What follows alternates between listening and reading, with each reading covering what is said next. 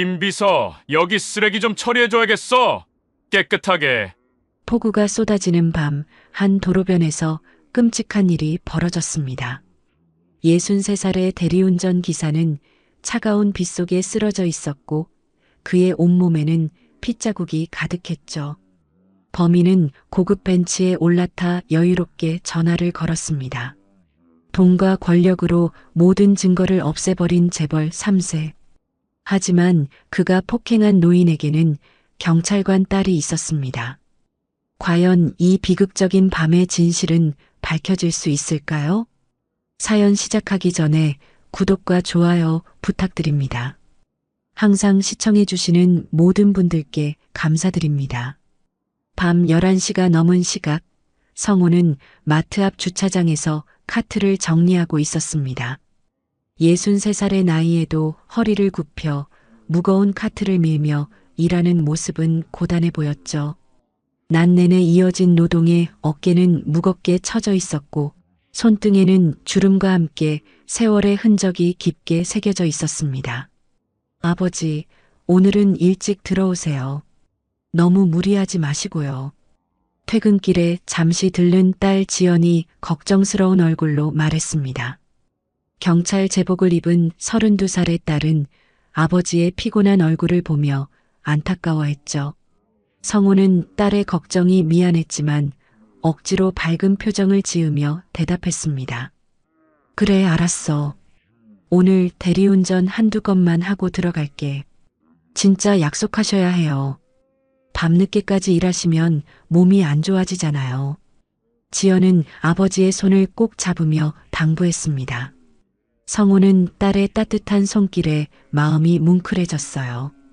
정년퇴직 후 연금만으로는 생활이 빠듯했고 딸에게 짐이 되고 싶지 않았던 그는 낮에는 마트에서 밤에는 대리운전으로 생계를 이어가고 있었습니다.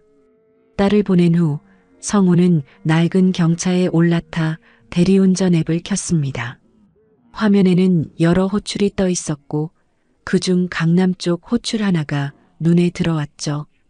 거리가 좀 멀었지만 요금이 괜찮아 보였습니다. 성우는 수락 버튼을 눌렀어요. 자, 오늘 마지막 손님이다. 성우는 혼잣말을 하며 시동을 걸었습니다. 차를 몰고 강남으로 향하는 동안 밖으로는 빗방울이 떨어지기 시작했어요. 처음에는 조금씩 내리던 비가 점점 거세지더니 어느새 폭우로 변해 있었죠. 와이퍼가 빠르게 움직여도 앞이 잘 보이지 않을 정도였습니다. 30분쯤 달려 도착한 곳은 강남의 고급 술집 앞이었습니다. 네온 사인이 화려하게 빛나는 건물 앞에는 고급 외제차들이 즐비하게 주차되어 있었죠. 성우는 차에서 내려 호출자를 기다렸습니다. 빗물이 옷을 적셔왔지만 손님을 맞이하기 위해 꼿꼿이 서 있었어요. 잠시 후 술집 문이 열리며 한 젊은 남자가 비틀거리며 나왔습니다. 35쯤 되어 보이는 그 남자는 명품 정장을 입고 있었고 한 손에는 비싼 위스키 병을 들고 있었죠. 얼굴은 술 기운으로 붉게 달아올라 있었고 걸음걸이는 위태로워 보였습니다. 성우는 그가 재벌가 사람이라는 것을 한눈에 알 수 있었어요. 명품 시계, 고급 구두, 그리고 무엇보다 그 오만한 태도가 그것을 말해주고 있었습니다. 야, 대리 왔어? 남자의 목소리는 거칠고 오만했습니다. 성우는 공손하게 고개를 숙이며 대답했죠. 네, 호출하신 분 맞으십니까? 그럼 내 차 저기야. 저기 벤츠. 남자가 가리킨 곳에는 최신형 벤츠 세단이 빗속에서 반짝이고 있었습니다. 검은색 차체는 빗물을 머금고 더욱 윤이 났죠. 적어도 1억 원은 넘어 보이는 고급 차량이었습니다. 성우는 차 열쇠를 건네받으며 조심스럽게 물었어요. 목적지가 어디십니까? 용산 쪽. 정확한 주소는 차에서 말해줄게. 남자는 뒷좌석에 비틀거리며 올라탔습니다. 성우는 운전석에 앉아 시트를 조정하고 백미러를 확인했죠. 차 안은 고급스러운 가죽 냄새와 함께 술 냄새가 진하게 배어 있었습니다. 성우는 조심스럽게 시동을 걸었어요. 내 벤츠 조심히 몰아. 흠집이라도 나면 끝장이야. 남자의 목소리는 위협적이었습니다. 성우는 긴장한 채 고개를 끄덕이고 차를 출발시켰죠. 그는 평소보다 더 조심스럽게 운전했습니다. 빗길에 미끄러질 수 있으니 속도를 줄이고 앞차와의 거리도 넉넉하게 유지했어요. 비가 세차게 내리는 도로 위를 달리면서 성우는 백미러로 뒷좌석의 남자를 슬쩍 보았습니다. 남자는 휴대폰을 만지작거리며 누군가에게 문자를 보내고 있었죠. 가로등 불빛이 창문을 통해 들어와 남자의 얼굴을 비췄는데 그 표정에는 불만과 짜증이 가득했습니다. 도로 위에 무릉덩이를 피해가며 성우는 묵묵히 운전대를 잡고 있었습니다. 빗소리가 차 안을 가득 채웠고 와이퍼는 쉴 새 없이 움직였죠. 앞 유리창에 빗물이 쏟아져 내렸고 도로 표지판의 불빛이 흐릿하게 보였습니다. 그날 밤 폭우 속에서 두 사람의 인생이 교차하기 시작했습니다. 한 사람은 하루 종일 일하고도 또 일을 나선 평범한 노인이었고 다른 한 사람은 술에 취해 오만함으로 가득 찬 재벌 3세였죠. 성우는 그저 오늘 하루를 무사히 마치고 집에 돌아가고 싶었습니다. 딸에게 약속했던 것처럼 일찍 들어가서 따뜻한 물에 씻고 푹 쉬고 싶었어요. 하지만 운명은 그에게 다른 길을 준비하고 있었습니다. 빗줄기는 점점 더 거세졌고 도로 위의 물은 더욱 깊어졌죠. 성우는 앞을 보며 조심스럽게 운전했지만 뒷좌석에서는 남자의 거친 숨소리가 들려왔습니다. 아! 갑자기 남자가 말했습니다. 성우는 백미러를 통해 그를 쳐다보았죠. 예, 손님. 냄새 나는데? 뭔 냄새야 이게? 남자가 코를 찡그리며 말했습니다. 성우는 얼굴이 화끈거렸어요. 하루 종일 일하느라 샤워도 못하고 나온 것이 미안했습니다. 죄송합니다. 제가 낮에 일하느라. 아, 향수라도 좀 뿌리지. 늙은이 냄새 나잖아. 그 말에 성우의 가슴이 철렁 내려앉았습니다. 63년을 살아오며 수없이 겪은 무시와 모욕이었지만 익숙해지지 않았죠. 특히 자신보다 훨씬 어린 사람에게 이런 말을 들으니 자존심이 상했습니다. 하지만 성우는 참았어요. 이 일로 생계를 유지해야 했으니까요. 죄송합니다. 성우는 그저 사과할 수밖에 없었습니다. 남자는 창문을 내리더니 비바람이 차 안으로 들이쳤습니다. 빗물이 튀어들어와 가죽 시트를 적셨고 성우의 뒷목까지 차가운 빗방울이 날아왔죠. 손님, 창문을. 닥쳐. 내 차야. 남자는 휴대폰을 꺼내 누군가와 통화를 시작했습니다. 성우는 입을 다물고 운전에만 집중했어요. 야, 나 지금 가는 중이야. 응, 대리 불렀어. 남자의 목소리가 들렸습니다. 성우는 앞만 보며 운전했죠. 아, 진짜 짜증나. 기사가 늙은이인데 냄새가 장난 아니야. 하하. 전화기 너머로 친구의 웃음소리가 들렸습니다.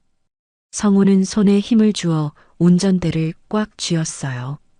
손등에 핏줄이 붉어져 나올 정도였죠. 내가 지금 창문 열어놨어.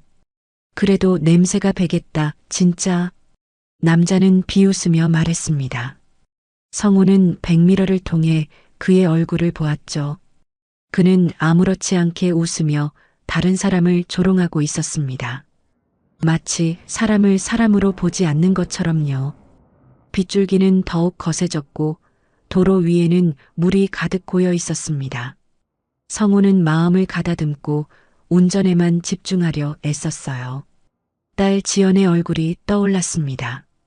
오늘은 일찍 들어오세요. 라던 딸의 말이 귓가에 맴돌았죠. 성우는 그저 이 일을 마치고 무사히 집에 돌아가고 싶었습니다. 따뜻한 집에서 딸이 끓여준 된장찌개를 먹고 편안하게 잠들고 싶었어요. 하지만 뒷좌석의 남자는 계속해서 전화 통화를 이어가고 있었고 그 목소리는 점점 더 거칠어지고 있었습니다.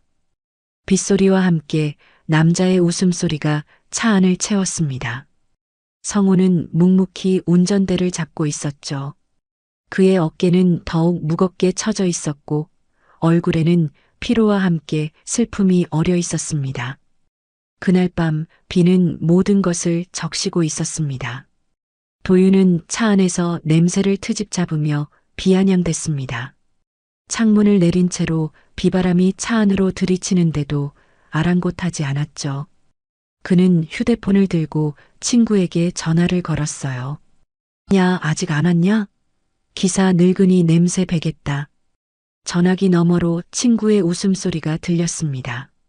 도윤도 따라 웃으며 성우를 힐끗 쳐다봤죠. 백미러에 비친 성우의 얼굴은 굳어 있었지만 도윤은 신경 쓰지 않았습니다.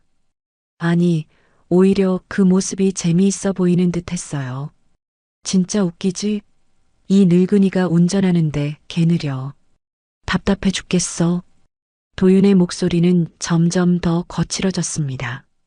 술 기운이 더해지면서 그의 오만함도 함께 커졌죠.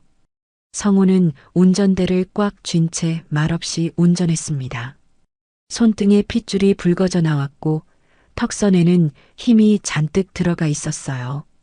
야, 더 빨리 못 가? 도윤이 갑자기 소리쳤습니다.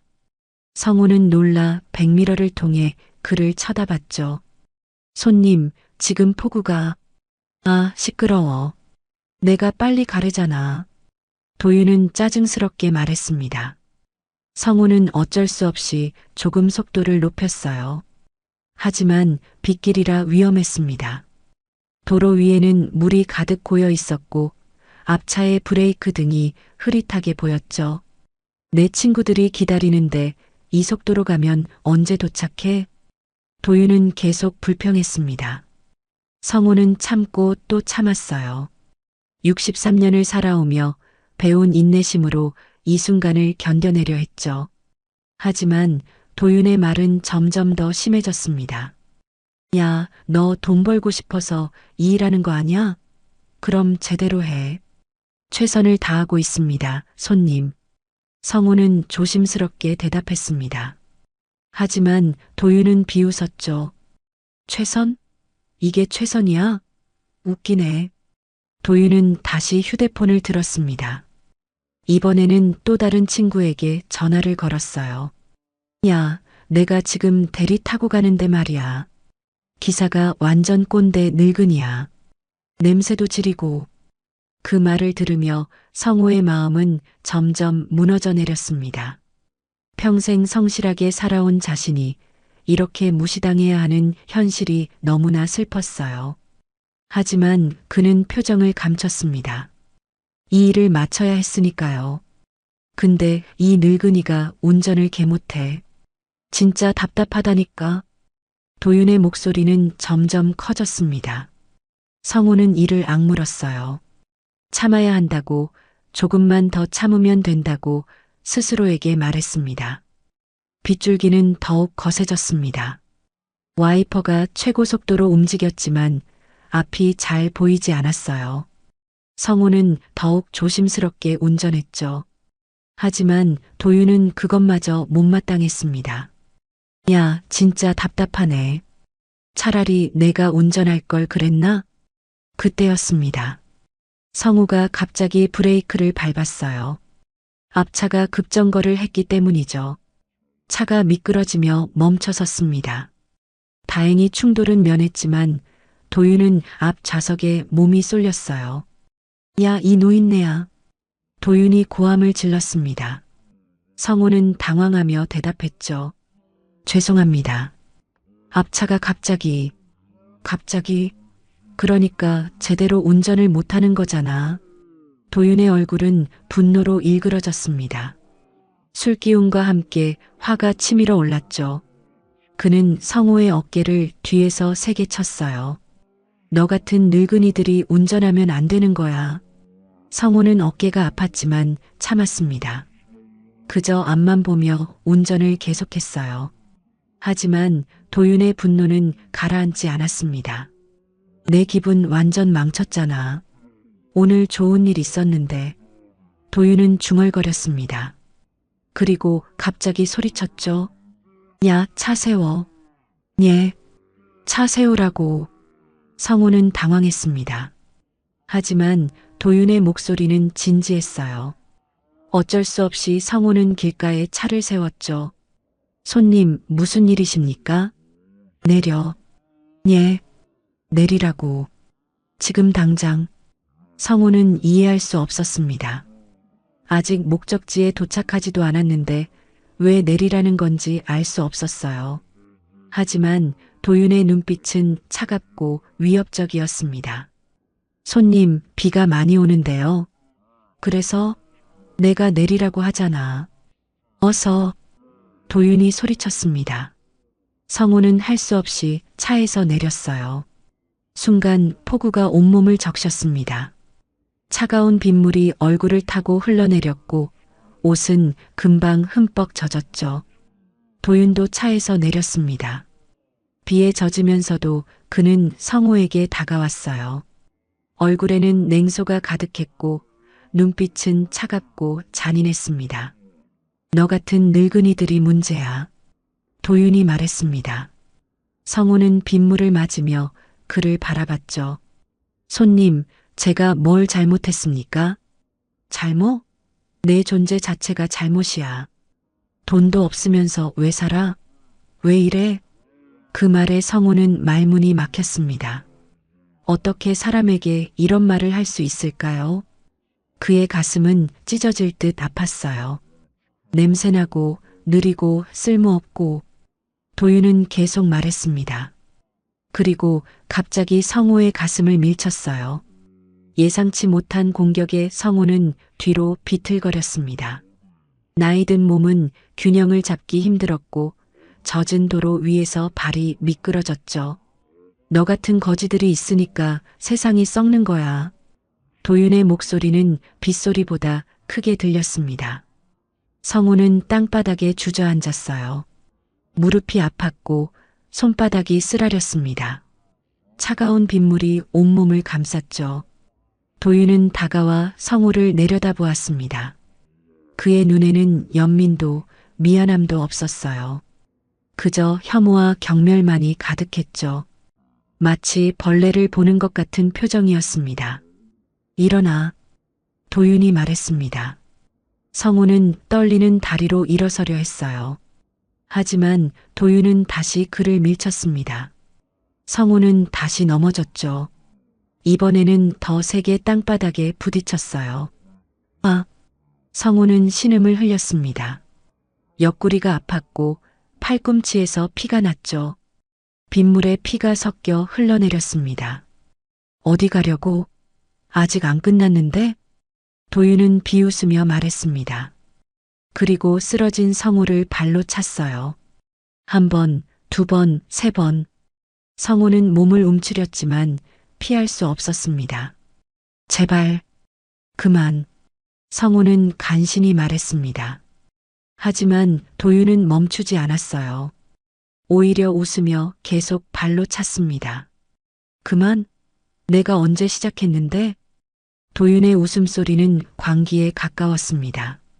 술에 취한 그는 이성을 잃은 것처럼 보였어요. 성호는 머리를 감싸며 웅크렸습니다. 온몸이 아팠고 숨쉬기조차 힘들었죠. 너처럼 쓸모없는 늙은이들은 세상에 필요 없어. 도윤은 말하며 성호의 배를 힘껏 찼습니다. 성호는 비명을 지르며 땅바닥을 굴렀어요. 입에서 신음이 흘러나왔고 눈에서는 눈물과 빗물이 함께 흘렀습니다. 폭우는 계속되었습니다. 빗소리는 성호의 신음을 삼켰고 어둠은 이 폭력을 감췄죠. 도로 위에는 아무도 없었습니다. 이 늦은 시간, 이 폭우 속에서 누가 여기를 지나가겠습니까? 도윤은 숨을 헐떡이며 멈춰섰습니다. 그는 쓰러진 성호를 내려다보며 비웃었어요. 그리고 주머니에서 휴대폰을 꺼냈죠. 전화를 걸며 도윤은 차가운 목소리로 말했습니다. 김비서 나야. 여기 좀 처리해. 전화기 너머로 김비서의 당황한 목소리가 들렸습니다. 본부장님 무슨 일이십니까? 대리 호출 기록 있잖아. 싹 지워. 지금 당장. 예. 그게 무슨. 말 많이 하지 말고 빨리 해. 알았어? 도윤은 전화를 끊었습니다. 그리고 쓰러진 성우를 다시 한번 쳐다봤어요. 빗물에 젖어 축 늘어진 노인의 모습이 보였지만 도윤은 아무런 감정도 느끼지 못했습니다. 이 정도는 아무 일도 아니야.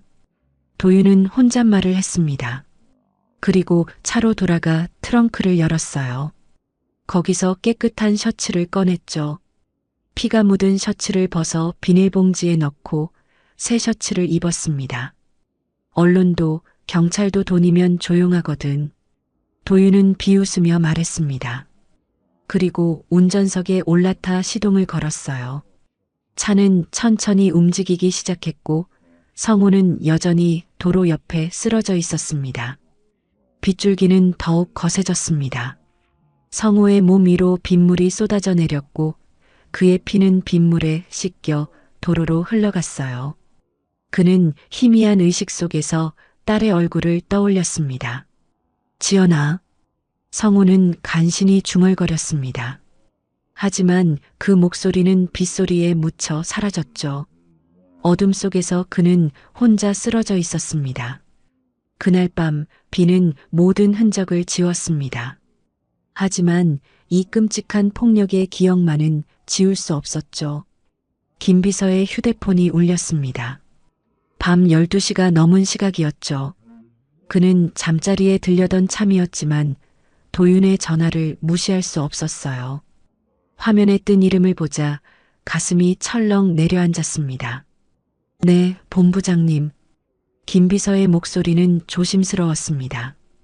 이 시간에 걸려오는 전화는 보통 좋지 않은 일이 생겼다는 뜻이었으니까요. 전화기 너머로 도윤의 목소리가 들렸죠. 여기 좀 처리해. 대리 호출 기록은 싹 지워. 김비서는 잠시 침묵했습니다. 처리하라니, 대리 호출 기록을 지우라니. 무슨 일이 벌어진 건지 대충 짐작이 갔어요. 하지만 묻지 못했습니다. 그는 조심스럽게 대답했죠. 알겠습니다. 그런데 호출 기록을 어떻게 해? 호출자를 다른 사람으로 바꿔? 이정수, 그 이름으로 해. 예. 하지만 그건 김비서, 내 월급이 왜 나오는지 알아? 도윤의 목소리는 더욱 차갑게 식었습니다. 김비서는 숨을 삼켰어요. 알겠습니다, 본부장님. 바로 처리하겠습니다. CCTV도 확인해. 번호판 나온 거 있으면 다 지워. 네, 알겠습니다. 그리고 이 전화 기록도 지워. 알았지? 네, 본부장님. 도윤은 전화를 끊었습니다. 그리고 다시 백미러를 보며 넥타이를 매만졌어요.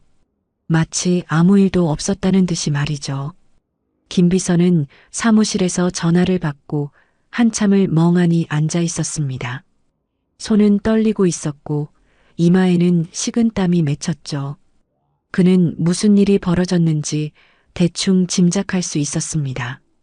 하지만 묻지 못했어요. 아니, 묻고 싶지 않았습니다. 이건 안 되는데. 김비서는 중얼거렸습니다.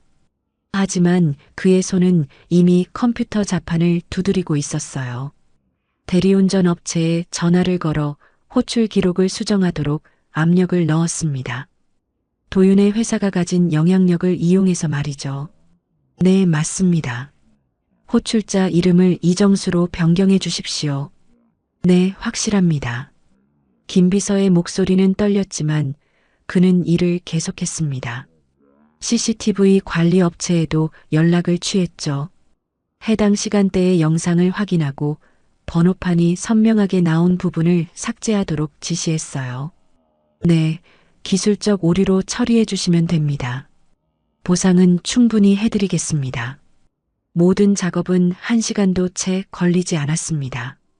돈과 권력이 있으면 이런 일도 가능했죠. 김 비서는 작업을 마치고 의자에 깊숙이 몸을 기댔습니다.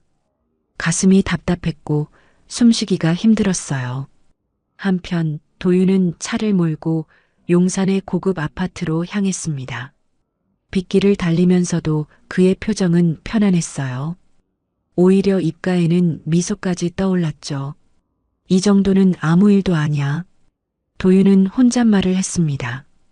그리고 다시 휴대폰을 꺼내 친구에게 메시지를 보냈어요. 조금 늦는다는 내용이었습니다. 마치 정말로 교통체증 때문에 늦는 것처럼 말이죠. 아파트에 도착한 도윤은 지하 주차장에 차를 세웠습니다.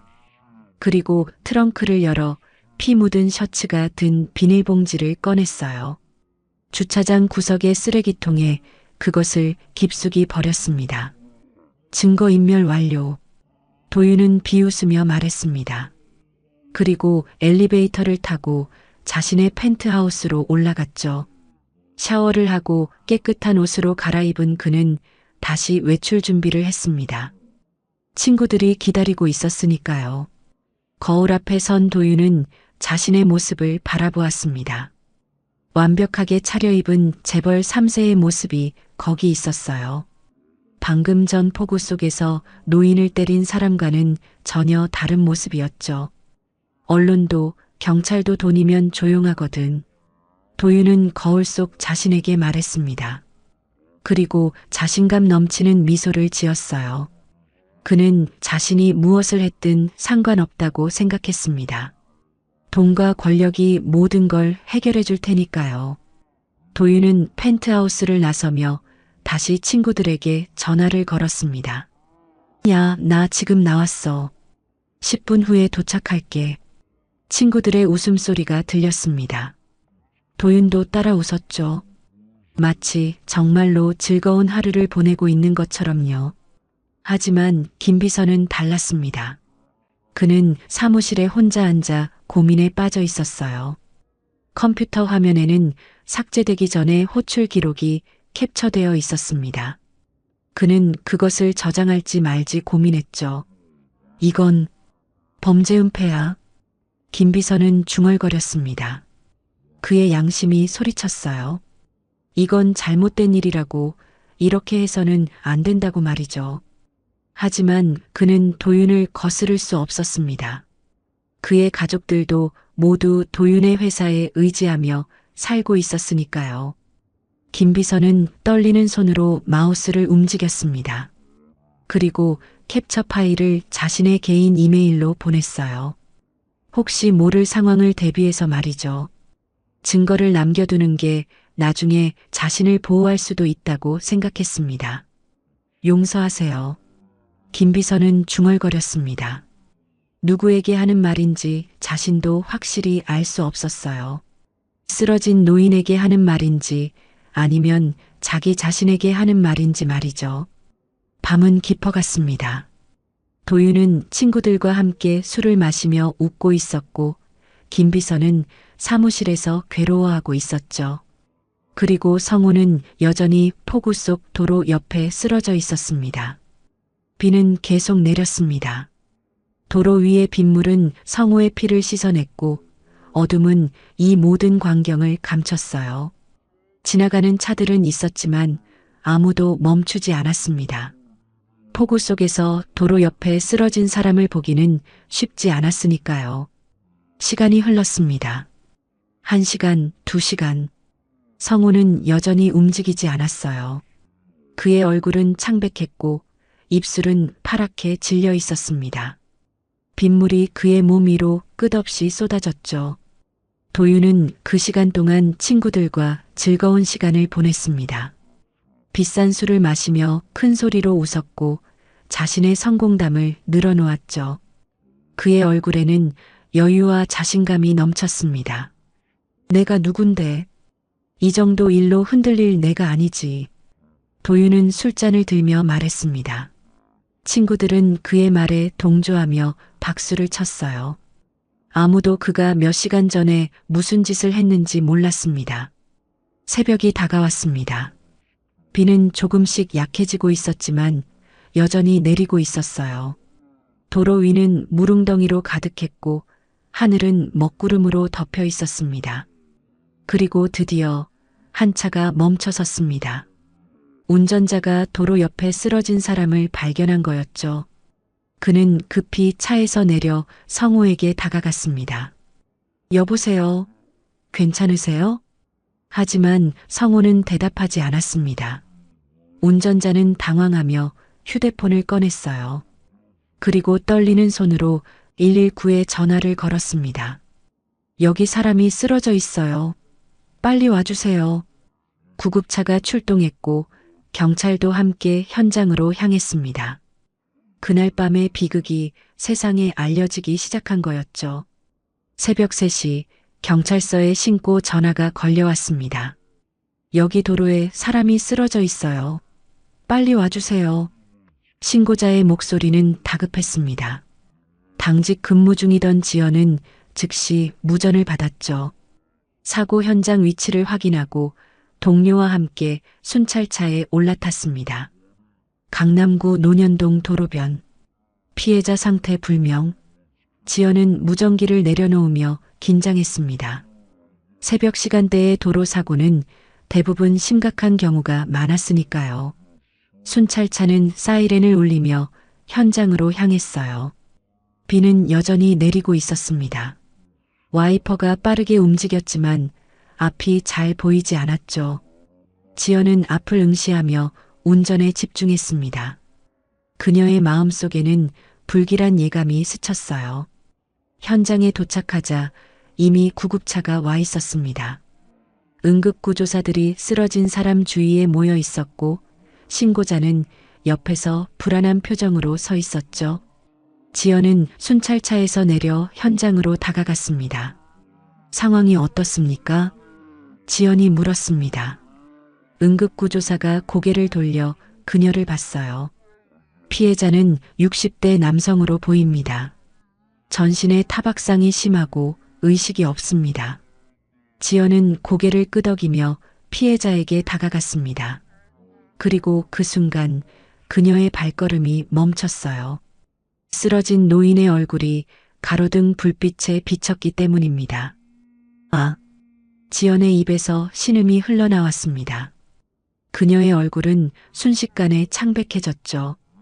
떨리는 손으로 입을 가렸지만 비명을 막을 수 없었어요. 아버지! 지연은 비틀거리며 앞으로 나아갔습니다. 응급구조사들이 놀라 그녀를 쳐다봤죠. 아버지! 아버지! 지연은 아버지 곁에 무릎을 꿇었습니다. 빗물에 젖은 도로 위에 주저앉은 채 그녀는 아버지의 손을 잡았어요. 차가운 손이었습니다. 너무나 차갑고 축축한 손이었죠. 제가 딸입니다. 이분은 제 아버지예요. 지연의 목소리는 떨렸습니다. 눈물이 흘러내렸고 빗물과 섞여 얼굴을 적셨죠. 응급구조사들은 당황했지만 곧 정신을 차리고 환자를 들것에 옮겼습니다. 빨리 병원으로 이송해야 합니다. 같이 가시겠습니까? 네. 제가 같이 갈게요. 지연은 울먹이며 대답했습니다. 그녀는 아버지의 손을 놓지 않은 채 구급차에 올라탔어요. 구급차 안에서 응급구조사들은 바쁘게 움직였습니다. 산소 마스크를 씌우고 혈압을 재고 응급처치를 했죠. 지연은 아버지의 얼굴을 바라보았습니다. 창백한 얼굴, 파랗게 질린 입술, 그리고 이마에 큰 상처, 피가 흘러내려 얼굴 전체가 핏자국으로 얼룩져 있었어요. 아버지, 제가 여기 있어요. 지연이가 여기 있어요. 지연은 아버지의 손을 꼭 쥐며 속삭였습니다. 하지만 아버지는 대답하지 않았죠. 그저 희미한 숨소리만 들릴 뿐이었습니다. 구급차는 빠르게 달렸습니다. 사이렌 소리가 새벽의 거리를 울렸고 빗소리와 함께 지연의 귓가에 울려 퍼졌어요. 그녀는 계속해서 아버지에게 말을 걸었습니다. 아버지, 괜찮아요. 곧 병원 도착해요. 버티세요, 제발. 병원에 도착하자 의료진이 급히 달려왔습니다. 아버지는 응급실로 실려 들어갔고 지연은 밖에서 기다려야 했죠. 응급실 문이 닫히는 순간 지연은 그 자리에 주저앉았습니다.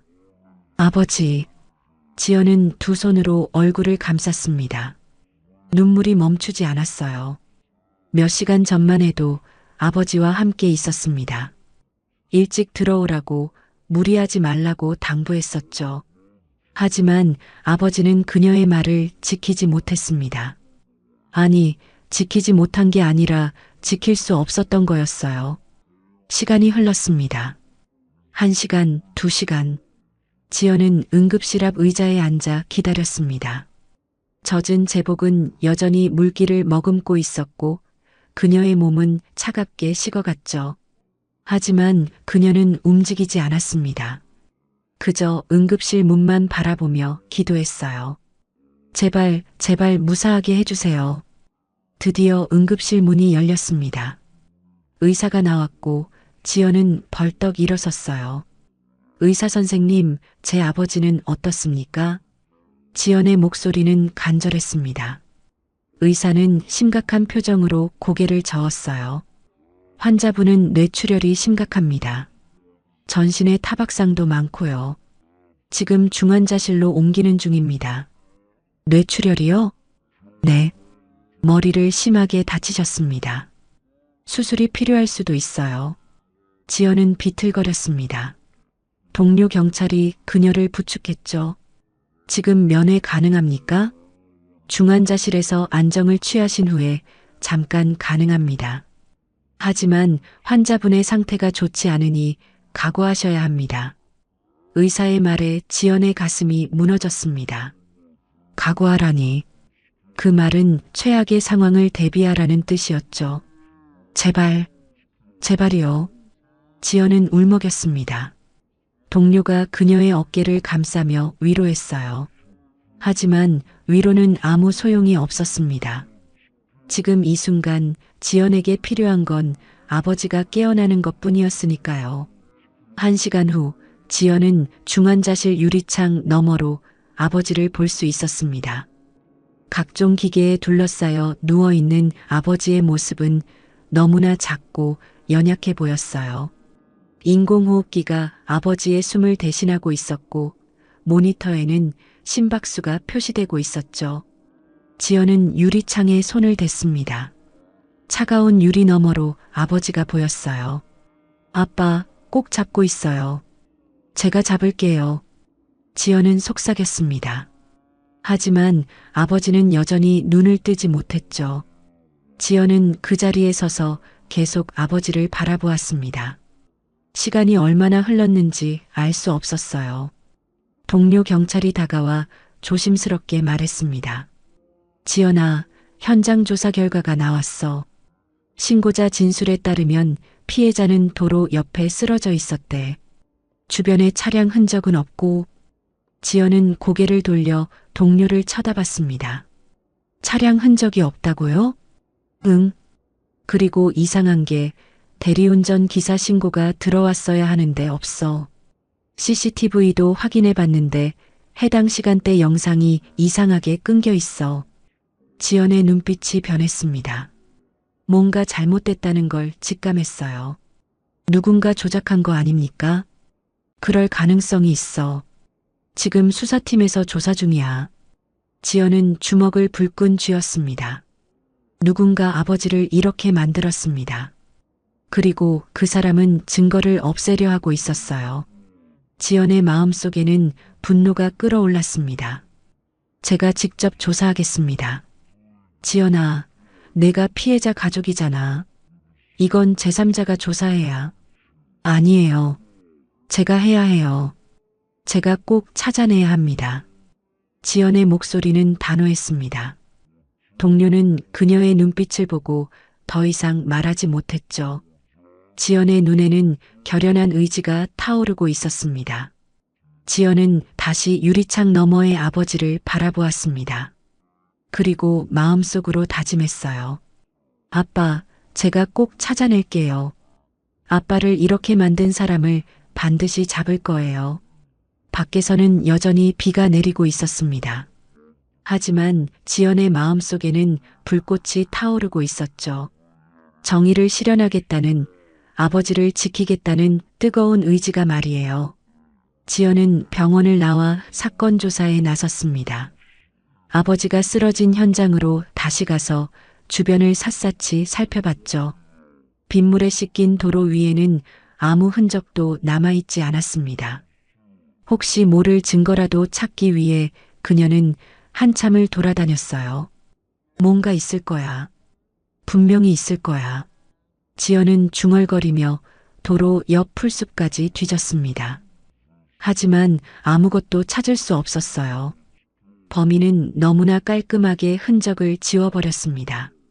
경찰서로 돌아온 지연은 CCTV 영상 분석팀을 찾아갔습니다. 분석관은 모니터를 가리키며 설명했죠. 이 시간대 영상을 보세요. 여기 차량 한 대가 지나가는데 갑자기 화면이 끊깁니다. 끊긴다고요? 네.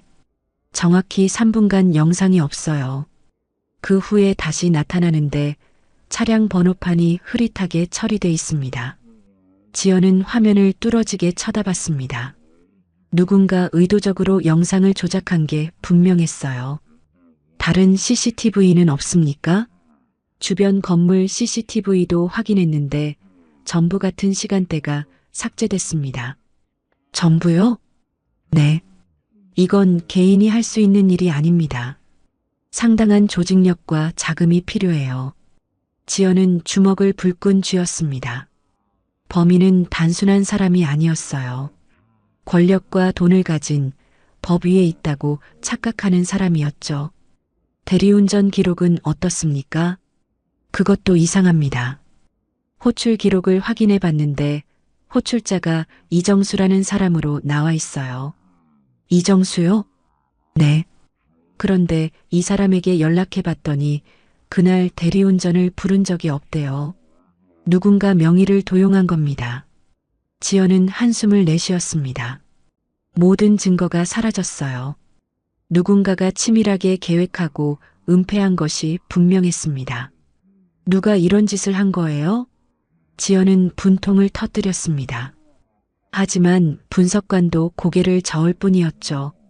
한편 도윤은 본부장실에서 여유롭게 커피를 마시고 있었습니다. 큰 창문 너머로 서울 시내가 내려다 보였고 그는 만족스러운 표정을 짓고 있었어요. 그 늙은이 아직 안 죽었대? 도윤은 김비서에게 물었습니다. 김비서는 긴장한 표정으로 대답했죠. 네, 본부장님.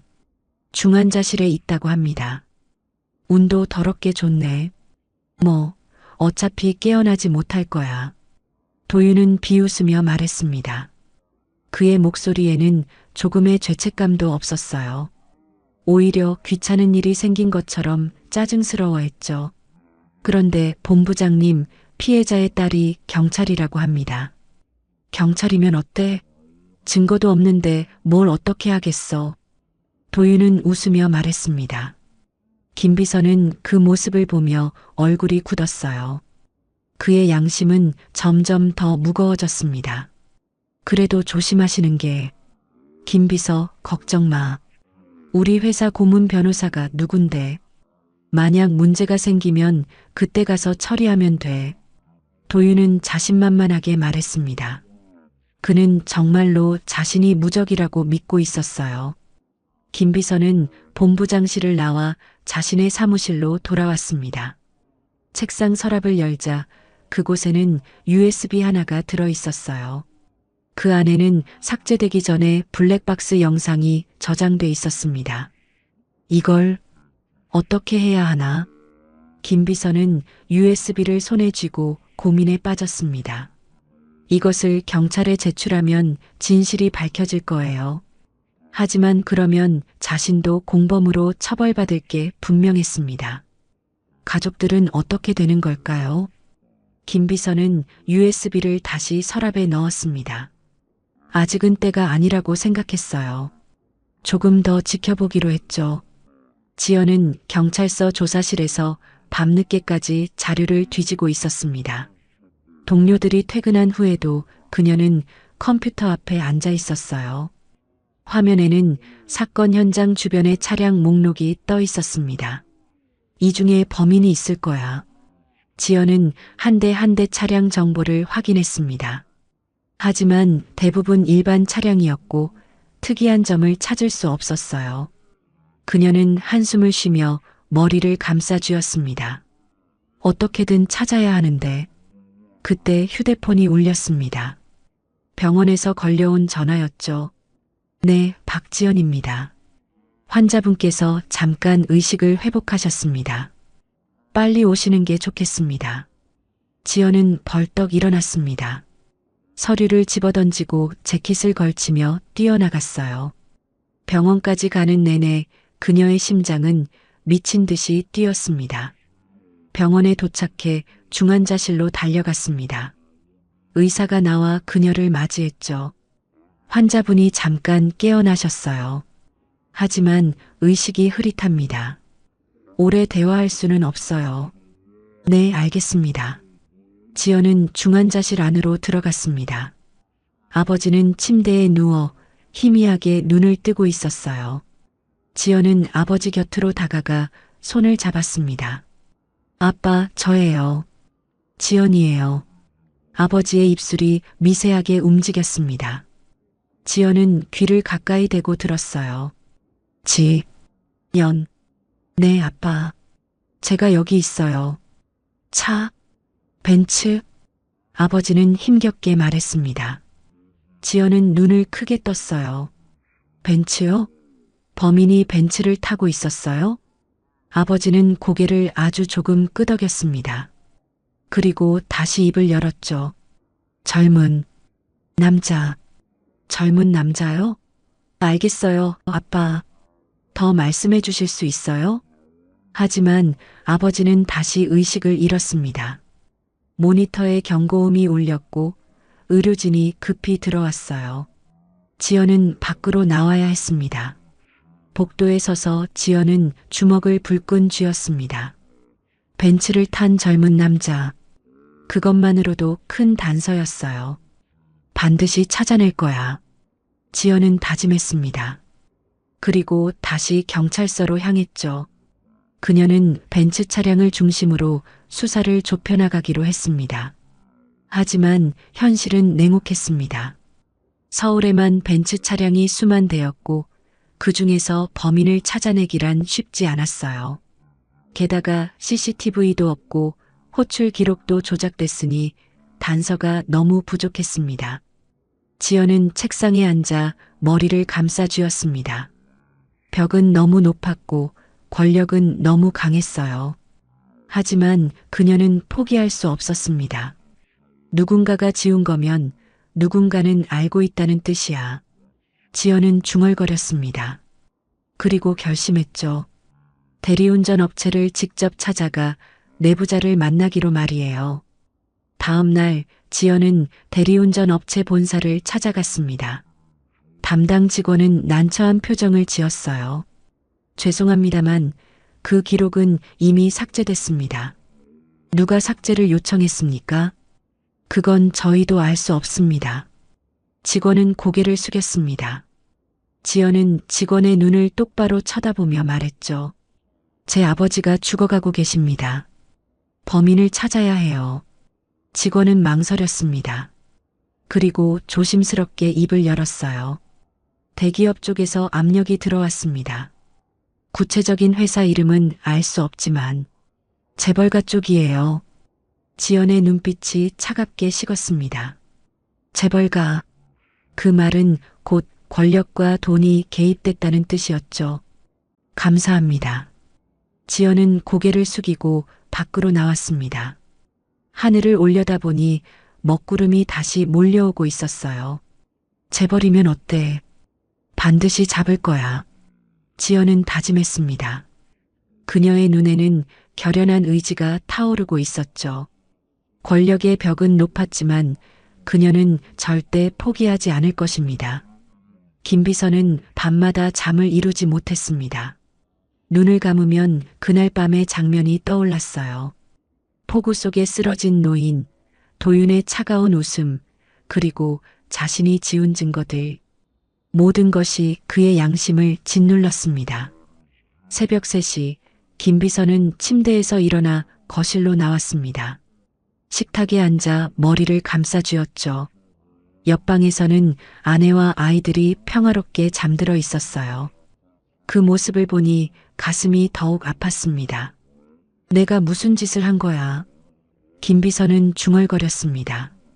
그는 서재로 가서 책상 서랍을 열었어요. 그 안에는 USB가 들어 있었습니다. 그 작은 장치 안에 진실이 담겨 있었죠. 김비서는 USB를 컴퓨터에 꽂았습니다. 화면에 영상이 재생됐어요. 블랙박스 영상이었습니다. 삭제되기 전에 그가 몰래 복사해 둔 것이죠. 영상 속에는 도윤이 보였습니다. 폭우 속에서 성호를 밀치고 발로 차고 웃으며 폭행하는 장면이 고스란히 담겨 있었어요. 김비서는 화면을 보며 눈을 질끈 감았습니다. 이건 사람이 할 짓이 아니야. 김비서는 떨리는 손으로 영상을 멈췄습니다. 그리고 USB를 다시 서랍에 넣었어요. 하지만 그의 마음은 점점 더 무거워졌습니다. 출근길, 김비서는 평소와 다르게 무거운 발걸음으로 회사에 도착했습니다. 엘리베이터를 타고 올라가는 동안 거울에 비친 자신의 모습을 봤어요. 초췌하고 지쳐 보이는 얼굴이었습니다. 본부장실 앞에 서자 다리가 떨렸습니다. 문을 열고 들어가니 도윤이 책상에 앉아 서류를 보고 있었죠. 김비서 늦었네. 죄송합니다, 본부장님. 김비서는 고개를 숙였습니다. 도윤은 그를 힐끗 쳐다보더니 다시 서류에 시선을 돌렸어요. 오늘 일정 확인했어? 네, 오전에 임원회의가 있고 오후에는. 김비서가 말하는 동안 도윤의 휴대폰이 울렸습니다. 화면을 보더니 도윤의 표정이 굳었어요. 뭐, 경찰이 조사하고 있다고? 도윤은 전화를 받으며 자리에서 일어났습니다. 김비서는 긴장했죠. 어느 경찰서? 강남서? 알았어. 알아보고 연락해. 도윤은 전화를 끊고 김비서를 쳐다봤습니다. 그의 눈빛은 날카로웠어요. 김비서, 증거는 다 지웠지? 네, 본부장님. 모두 처리했습니다. CCTV도? 네, 확인했습니다. 도윤은 고개를 끄덕였습니다. 하지만 그의 표정에는 불안함이 스쳐 지나갔어요. 경찰이 뭘 알아낼 수 있겠어. 증거도 없는데. 도윤은 비웃으며 말했습니다. 하지만 김비서는 그 말을 들으며 가슴이 답답했어요. 본부장님. 김비서는 조심스럽게 입을 열었습니다. 도윤은 그를 쳐다봤죠. 본부장님, 이건 그냥 돈으로 덮을 일이 아닙니다.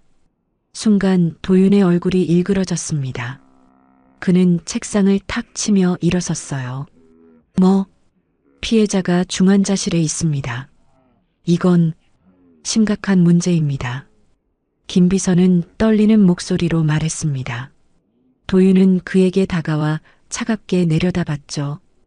김비서, 내 월급이 왜 나오는지 몰라? 알고 있습니다만. 조용히 해. 내가 할 일은 내 말 듣는 거야. 알았어? 도윤의 목소리는 위협적이었습니다. 김비서는 입을 다물었어요. 하지만 그의 눈에는 두려움과 함께 무언가 다른 감정이 떠올랐습니다. 네, 알겠습니다. 김비서는 고개를 숙이고 본부장실을 나왔습니다. 복도를 걸으며 그는 주먹을 불끈 쥐었어요. 손톱이 손바닥에 박혀 아팠지만 마음의 고통이 더 컸습니다. 점심시간 김비서는 혼자 회사 근처 공원 벤치에 앉았습니다. 도시락을 펼쳤지만 먹을 수가 없었어요. 목으로 넘어가지 않았습니다. 어떻게 해야 하나? 김비서는 중얼거렸습니다. 그때 휴대폰이 울렸어요. 아내에게서 온 문자였습니다. 여보, 오늘 지우가 학교에서 상 받았어요. 저녁에 같이 축하해줘요. 김비서는 문자를 읽으며 눈물이 핑 돌았습니다. 딸아이의 밝은 얼굴이 떠올랐어요. 만약 자신이 한 일이 밝혀진다면 딸은 어떻게 될까요?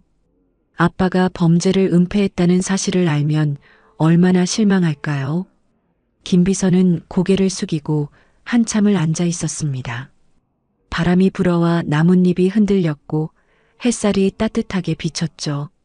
이렇게 평화로운 날에도 누군가는 중환자실에서 죽어가고 있었습니다. 용서해 주세요. 김비서는 작게 속삭였습니다. 그리고 결심했어요. 더 이상 이렇게 살 수 없다고 말이죠. 오후 김비서는 다시 본부장실로 갔습니다. 도윤은 전화 통화 중이었어요. 그래, 변호사 선임해도. 혹시 모르니까. 도윤은 여전히 자신만만했습니다. 김비서는 그 모습을 보며 한숨을 쉬었어요. 전화를 끊은 도윤이 김비서를 쳐다봤습니다. 뭐야? 본부장님, 한 가지만 여쭤보겠습니다. 뭔데? 후회하지 않으십니까? 김비서의 질문에 도윤은 어이없다는 표정을 지었어요. 후회? 뭘? 그날 밤 일 말입니다. 도윤은 비웃었습니다. 그리고 의자에 기대며 말했죠. 왜 후회해? 그냥 실수야. 술 먹고 기분 나빠서 그런 거지.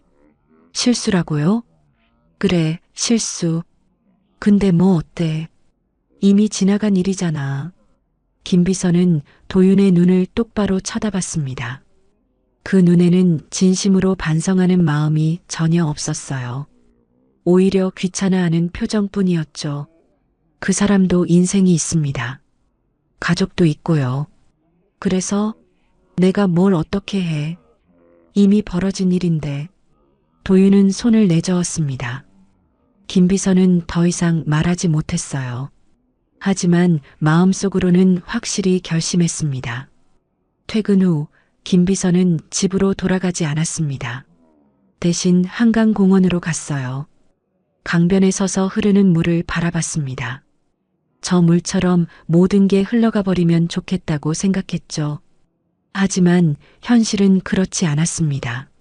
잘못은 청산되어야 했고 진실은 밝혀져야 했어요. 김비서는 주머니에서 휴대폰을 꺼냈습니다. 그리고 한참을 고민하다가 검색창에 글자를 입력했죠. 강남경찰서 전화번호. 화면에 번호가 떴습니다. 김비서는 그 번호를 누르려다가 멈췄어요. 손이 떨렸습니다. 이 전화 한 통이 모든 걸 바꿀 거였습니다. 할 수 있어. 해야 해. 김비서는 스스로에게 말했습니다. 하지만 여전히 용기가 나지 않았어요. 그는 휴대폰을 주머니에 넣고 한숨을 쉬었습니다. 조금만 더 생각해보자. 김비서는 중얼거렸습니다. 하지만 그의 마음속 깊은 곳에서는 이미 결정이 내려져 있었어요. 언젠가는 진실을 말해야 한다는 것을 말이죠. 밤이 되어 집에 돌아온 김비서는 딸아이를 안아주었습니다. 딸은 학교에서 받은 상장을 자랑스럽게 보여줬어요. 아빠 봐. 내가 1등 했어. 그래, 우리 딸 정말 대단하네. 김비서는 억지로 웃으며 말했습니다. 하지만 그의 눈에는 눈물이 맺혀 있었어요. 딸은 그걸 보고 걱정스럽게 물었죠. 아빠, 왜 울어? 아니야, 기뻐서 그래. 우리 딸이 너무 자랑스러워서. 김비서는 딸을 꼭 안았습니다. 그리고 마음속으로 다짐했어요. 지우야, 아빠가 올바른 사람이 될게. 너한테 부끄럽지 않은 아빠가 될게. 그날 밤 김비서는 USB를 다시 꺼냈습니다. 그리고 그것을 가방 안 깊숙이 넣었어요. 언젠가 이것을 세상에 내놓을 날이 올 거였습니다. 그날이 언제가 될지는 모르지만 반드시 올 거라고 믿었죠. 창밖으로는 다시 비가 내리기 시작했습니다. 김비서는 창문을 바라보며 생각했어요. 이 비가 모든 죄를 씻어줄 수 있을까요? 아니면 더 큰 진실의 폭풍이 올까요? 사흘이 지난 오후 김비서는 회사를 조퇴했습니다. 도윤에게는 병원에 가야 한다고 둘러댔죠. 하지만 그가 향한 곳은 병원이 아니었습니다. 강남경찰서였어요. 경찰서 앞에 서자 다리가 떨렸습니다. 김비서는 한참을 그 자리에 서 있었어요. 지나가는 사람들이 그를 이상하게 쳐다봤지만 신경 쓸 겨를이 없었습니다. 들어가자. 이제 끝내자. 김비서는 스스로에게 말하며 경찰서 문을 열었습니다. 내부는 생각보다 조용했어요. 민원실 직원이 그를 쳐다봤죠. 무슨 일로 오셨습니까? 저기, 사건 제보를 하러 왔습니다. 어떤 사건이신가요? 며칠 전 폭행 사건입니다. 피해자가 박성호 씨라는. 민원실 직원의 표정이 변했습니다. 그 사건은 경찰서 내에서도 화제였거든요. 피해자의 딸이 경찰관이고 증거가 모두 사라진 미제 사건이었으니까요. 잠시만 기다려주세요. 직원은 급히 어디론가 전화를 걸었습니다. 잠시 후 한 여성 경찰관이 나타났어요. 바로 지연이었습니다. 지연은 김비서를 보자마자 직감했습니다. 이 사람이 뭔가 알고 있다는 것을 말이죠. 그녀의 눈빛은 날카로웠지만 목소리는 차분했어요. 저를 따라오시겠습니까? 김비서는 고개를 끄덕이고 지연을 따라갔습니다.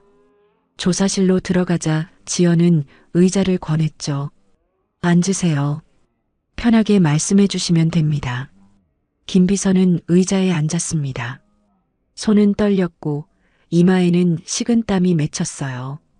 지연은 그의 모습을 보며 조심스럽게 물었습니다. 제보하실 내용이 뭔가요? 김비서는 입술을 깨물었습니다. 이 말을 하는 순간 모든 게 끝날 거였어요. 자신의 삶도 가족도 모든 것이 바뀔 거였습니다. 하지만 더 이상 침묵할 수 없었어요. 저는 장도윤 본부장의 비서입니다. 그 말에 지연의 눈빛이 변했습니다. 장도윤.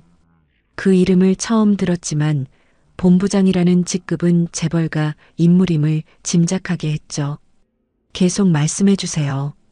며칠 전 본부장님께서 대리운전을 이용하셨습니다. 그런데 김비서는 말을 잇지 못했습니다. 지연은 기다렸어요. 그녀는 알았습니다. 지금 이 사람이 얼마나 큰 용기를 내고 있는지 말이죠. 그날 밤 본부장님께서 대리 기사분을 폭행하셨습니다. 지연의 심장이 쿵 하고 내려앉았습니다. 입술이 떨렸고 주먹이 저절로 쥐어졌어요. 하지만 그녀는 참았습니다. 감정을 드러내면 안 됐으니까요. 증거가 있으십니까? 김비서는 가방에서 USB를 꺼냈습니다. 그리고 조심스럽게 지연에게 건넸어요. 이게 뭔가요? 블랙박스 영상입니다. 모든 게 들어 있습니다. 지연은 떨리는 손으로 USB를 받았습니다. 그리고 컴퓨터에 꽂았죠. 화면에 영상이 재생되기 시작했어요. 폭우가 내리는 밤 차 안의 모습이 보였습니다. 운전석에는 아버지가 앉아 있었고 뒷좌석에는 한 남자가 있었죠. 남자는 계속 무언가 불평하고 있었어요. 그리고 차가 멈췄습니다. 두 사람이 차에서 내렸고 화면에는 폭행 장면이 담겼어요. 남자가 아버지를 밀치고 발로 차고 웃으며 폭력을 휘두르는 장면이 낱낱이 보였습니다. 지연은 화면을 보며 이를 악물었습니다. 눈에서는 눈물이 흘러내렸고 손은 떨렸어요. 아버지가 당한 고통이 고스란히 느껴졌습니다. 영상이 끝나자 지연은 눈물을 닦았습니다. 그리고 김비서를 똑바로 쳐다봤죠. 왜 이제야 오셨습니까? 김비서는 고개를 숙였습니다. 부끄러웠어요. 죄송합니다. 무서웠습니다. 제 가족도 생각해야 했고, 그럼 제 아버지는요? 제 아버지는 지금 죽어가고 계십니다. 지연의 목소리는 떨렸습니다. 분노와 슬픔이 뒤섞인 목소리였죠. 김비서는 더욱 고개를 숙였어요. 정말 죄송합니다. 변명의 여지가 없습니다. 지연은 한참을 침묵했습니다. 그리고 깊은 숨을 쉬며 말했죠. 하지만 오셔서 감사합니다. 이제라도 진실을 말씀해 주셔서요. 김비서는 고개를 들어 지연을 봤습니다. 그녀의 눈에는 눈물이 가득했지만 동시에 강한 의지가 보였어요. 이 영상으로 본부장님을 체포할 수 있습니까? 할 수 있습니다. 아니, 반드시 할 겁니다. 지연의 목소리는 단호했습니다. 그녀는 즉시 상사에게 보고했어요. 수사팀이 소집됐고 영상 분석이 시작됐습니다. 영상이 조작되지 않았는지 확인해 주세요. 네, 지금 분석 중입니다. 1시간 후 분석 결과가 나왔습니다. 영상은 진짜였어요. 조작된 흔적이 전혀 없었습니다. 이제 영장을 청구합니다. 지연은 검사에게 연락했습니다. 증거를 제출하고 체포영장 발부를 요청했죠. 검사는 영상을 보고 즉시 동의했어요. 이 정도면 충분합니다. 영장 청구하겠습니다. 다음 날 아침 법원에서 체포영장이 발부됐습니다. 지연은 동료들과 함께 출동 준비를 했어요. 방탄조끼를 입고 수갑을 챙기고 출동 차량에 올랐습니다. 모두 준비됐나? 네, 준비 완료했습니다. 지연의 눈빛은 불타올랐습니다. 드디어 아버지를 이렇게 만든 범인을 잡을 수 있게 됐어요. 그녀의 가슴은 두근거렸습니다. 차량은 도윤의 회사로 향했습니다. 아침 9시 출근 시간이었죠. 경찰들은 건물 로비로 들어갔어요. 장도윤 본부장실이 어디입니까? 경비원이 당황하며 대답했습니다. 15층입니다만. 무슨 일이십니까? 경찰입니다. 지연은 경찰증을 보여주며 엘리베이터로 향했습니다. 15층에 도착하자 직원들이 놀란 표정으로 쳐다봤어요. 지연은 본부장실 문을 열었습니다. 도윤은 책상에 앉아 커피를 마시고 있었죠. 경찰들이 들어오자 그는 눈썹을 찌푸렸어요. 뭐야? 누구 마음대로 들어와? 지연은 그에게 다가갔습니다. 그리고 체포영장을 보여줬죠. 장도윤 씨, 폭행 및 증거인멸 혐의로 체포합니다. 도윤의 얼굴이 굳었습니다. 그는 영장을 보며 비웃었어요. 이게 뭐야? 농담이야? 농담이 아닙니다. 모든 증거가 확보됐습니다. 지연은 수갑을 꺼냈습니다. 도윤은 뒤로 물러섰죠. 야, 너 지금 뭐 하는 거야? 내가 누군지 알아? 알고 있습니다. 장도윤, 재벌 3세. 그리고 제 아버지를 폭행한 범인이죠. 지연의 목소리는 차갑고 단호했습니다. 도윤은 그제야 상황을 파악했어요. 증거가 뭐가 있는데? 블랙박스 영상입니다. 모든 게 다 찍혀 있습니다. 도윤의 얼굴이 창백해졌습니다. 김비서, 그 이름이 떠올랐죠. 김비서 이 새끼가. 도윤은 이를 갈며 중얼거렸습니다. 하지만 이미 늦었어요. 지연은 그의 손을 잡아 뒤로 돌렸습니다. 당신이 짓밟은 건 한 사람의 인생이에요. 찰칵. 수갑이 채워졌습니다. 차가운 금속의 감촉이 도윤의 손목을 감쌌죠. 그는 믿을 수 없다는 표정으로 지연을 쳐다봤어요. 이게 말이 돼? 내가 체포돼? 당연하죠. 법 앞에서는 모두가 평등합니다. 지연은 도윤을 끌고 밖으로 나왔습니다. 복도에는 직원들이 모여 있었고 모두 충격받은 표정으로 쳐다봤어요. 본부장이 수갑을 차고 끌려가는 모습은 상상도 못한 일이었습니다. 엘리베이터를 타고 내려가는 동안 도윤은 계속 중얼거렸어요. 이건 실수야. 곧 풀려날 거야. 하지만 지연은 대답하지 않았습니다. 그녀는 그저 앞만 보며 걸었죠. 로비에는 기자들이 몰려 있었습니다. 누군가 제보한 것 같았어요. 카메라 플래시가 터졌고 기자들이 소리쳤습니다. 장도윤 씨, 한 말씀 해주세요. 정말 폭행하신 겁니까? 도윤은 고개를 숙였습니다. 처음으로 그의 얼굴에 두려움이 스쳤어요. 지연은 그를 경찰차에 태웠습니다. 차가 출발하자 도윤은 창밖을 바라봤습니다. 회사 건물이 점점 멀어졌고 그의 권력도 함께 사라지고 있었어요. 지연은 운전석 옆에 앉아 앞을 바라봤습니다. 그녀의 눈에는 눈물이 맺혔지만 입가에는 미소가 번졌어요. 아빠, 해냈어요. 드디어 잡았어요. 지연은 작게 속삭였습니다. 창밖으로는 햇살이 비치고 있었죠. 오랜 비가 멈추고 맑은 날이 찾아온 것처럼요. 도윤이 체포됐다는 소식은 순식간에 퍼졌습니다. 언론에서는 이 사건을 대서특필했어요. 재벌 3세의 폭행 사건, 그리고 증거 은폐 시도, 모든 것이 국민의 분노를 샀죠. 뉴스 화면에는 수갑을 찬 도윤이 경찰차에 오르는 장면이 반복해서 나왔습니다. 인터넷에는 비난 댓글이 쏟아졌어요. 돈이면 다 되는 줄 아냐? 저런 인간은 법대로 처벌해야 해. 피해자분 회복하시길 빕니다. 국민의 목소리는 하나로 모아졌습니다. 정의를 실현하라고, 법 앞에서 평등하게 처벌하라고 외쳤죠. 하지만 도윤은 포기하지 않았습니다. 유치장에 수감된 그는 즉시 변호사를 불렀어요. 그것도 한 명이 아니었습니다.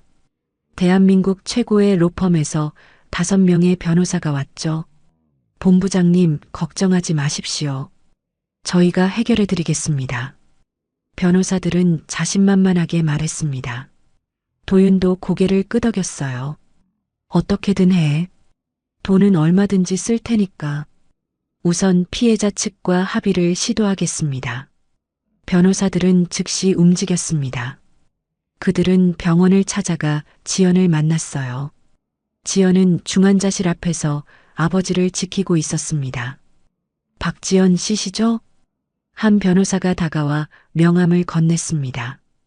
지연은 명함을 받아보지도 않고 물었어요. 무슨 일이십니까? 저희는 장도윤 본부장의 변호인단입니다. 합의를 제안하러 왔습니다. 지연의 눈빛이 차갑게 식었습니다. 합의라니. 돈으로 이 사건을 덮으려는 거였죠. 합의금으로 5억을 제시합니다. 변호사는 서류를 꺼내며 말했습니다. 지연은 그 서류를 쳐다보지도 않았어요. 거절합니다.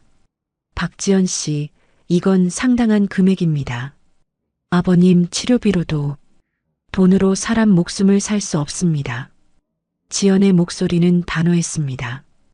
변호사는 당황하며 금액을 올렸어요. 그럼 10억은 어떻습니까? 금액이 문제가 아닙니다. 저는 합의할 생각이 없어요. 지연은 돌아서서 중환자실 창문을 바라봤습니다. 변호사들은 서로 눈빛을 교환했죠. 박지연 씨, 재고해 주십시오. 이건 모두를 위한 일입니다. 모두를 위한 일이요? 제 아버지는요? 아버지가 당한 고통은 돈으로 보상되는 겁니까? 지연은 돌아서며 변호사들을 똑바로 쳐다봤습니다. 그녀의 눈에는 분노와 슬픔이 가득했어요. 돌아가세요. 다시는 이런 제안하지 마세요. 변호사들은 할 수 없이 물러났습니다. 하지만 포기하지 않았어요. 그들은 다른 방법을 찾기 시작했죠. 며칠 후 언론에 이상한 기사가 나오기 시작했습니다. 도윤에게 유리한 내용들이었어요. 장도윤 본부장, 평소 자선 활동에 적극적. 피해자 측, 과도한 합의금 요구 추정. 사건 당일 본부장 과음 상태, 기억 못해. 지연은 뉴스를 보며 분노했습니다. 언론 플레이가 시작된 거였어요. 돈과 권력으로 여론을 조작하려는 시도였죠. 이럴 수가. 지연은 주먹을 불끈 쥐었습니다. 하지만 곧 마음을 가다듬었어요. 감정적으로 대응하면 안 됐으니까요. 검찰은 도윤을 기소했습니다. 폭행치상, 증거인멸, 그리고 업무상 배임 혐의였죠. 재판이 시작됐습니다. 첫 공판날 법정은 방청객으로 가득 찼습니다. 기자들도 많았고 시민들도 많았어요. 모두가 이 재판의 결과를 주목하고 있었습니다. 도윤은 말끔한 정장을 입고 법정에 들어왔습니다. 수갑은 풀려 있었고 표정은 여유로워 보였어요. 변호인단이 그 옆에 앉았죠. 재판장이 입장하고 재판이 시작됐습니다. 피고인 장도윤, 기소 내용을 인정합니까? 재판장이 물었습니다. 도윤은 일어서서 대답했어요. 일부만 인정합니다. 저는 피해자를 폭행할 의도가 없었습니다. 방청석에서 웅성거림이 일었습니다. 지연은 이를 악물었어요. 변호인이 입을 열었습니다. 재판장님, 피고인은 사건 당일 과음 상태였습니다. 정상적인 판단력이 흐려진 상태에서 우발적으로 벌어진 일입니다. 우발적이요? 검사가 반박했습니다. 증거 영상을 보면 피고인은 의도적으로 폭행했습니다. 그리고 사건 후 증거를 은폐하려 했죠. 검사는 블랙박스 영상을 제출했습니다. 법정의 대형 화면에 영상이 재생됐어요. 도윤이 성우를 폭행하는 장면이 낱낱이 드러났습니다. 방청석에서 탄식이 흘러나왔습니다. 지연은 눈물을 닦았어요. 아버지가 당한 고통이 그대로 느껴졌습니다. 도윤의 얼굴이 굳었습니다. 영상은 너무나 명확했어요. 변호인들도 당황한 표정을 감추지 못했죠. 재판장님, 이 영상은... 변호인이 뭔가 말하려 했지만 재판장이 손을 들어 막았습니다. 변호인, 증거의 적법성에 이의가 있습니까? 아니, 그것은... 변호인은 말을 잇지 못했습니다. 영상은 합법적으로 취득된 것이었고 조작된 흔적도 없었으니까요. 검사는 계속해서 증거를 제시했습니다. 김비서의 진술, CCTV 조작 흔적, 대리운전 기록 변조 증거, 모든 것이 도윤에게 불리했어요. 피고인은 단순히 폭행만 한 것이 아닙니다. 증거를 인멸하고 피해자를 방치했습니다. 이는 명백한 범죄 행위입니다. 검사의 목소리는 단호했습니다. 방청석에서는 박수가 터져 나왔어요. 재판장이 정숙을 요구했고 방청석이 조용해졌습니다. 다음 공판에서 피해자 진술을 듣겠습니다. 오늘은 여기까지입니다. 재판이 끝나고 도윤은 법정을 나섰습니다. 기자들이 몰려들었어요. 장도윤 씨, 한 말씀 해주세요. 피해자에게 사과할 생각은 없습니까? 도윤은 고개를 숙이고 지나갔습니다. 더 이상 당당하게 걸을 수 없었어요. 여론은 그에게 너무나 차가웠습니다. 지연은 법원 계단에 서서 하늘을 올려다봤습니다. 맑은 하늘이었어요. 구름 한 점 없이 푸른 하늘이 펼쳐져 있었죠. 아빠, 조금만 더 버텨요. 곧 끝나요. 지연은 중얼거렸습니다. 그리고 병원으로 향했어요. 병원에 도착한 지연은 중환자실로 갔습니다. 아버지는 여전히 의식을 회복하지 못한 채 누워 있었어요. 하지만 상태는 조금씩 나아지고 있었습니다. 아빠, 재판 시작됐어요. 그 사람 곧 처벌받을 거예요.